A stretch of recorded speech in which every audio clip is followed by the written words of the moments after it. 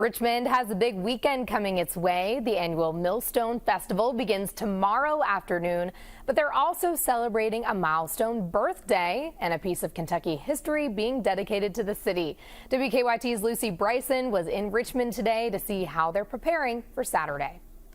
Well, right now the roads of Richmond are operating as usual, but this time on Saturday they'll be shut down to celebrate a beloved festival and celebrate some Richmond history too.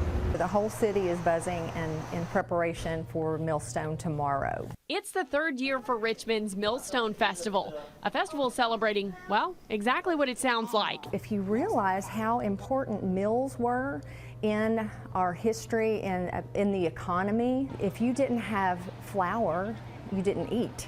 Kelly McBride explained that Richmond was known for its abundance of mills, and the festival is to celebrate that part of Richmond's history.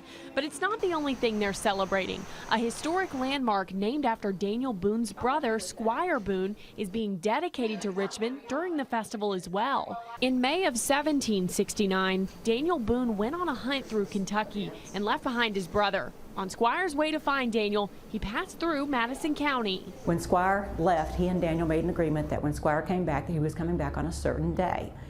He did make it back on that day, but Daniel was off hunting near the Ohio River. And so Squire found this upright rock, carved his name, Squire Boone, in the year 1770 on it to let his brother know that he had returned.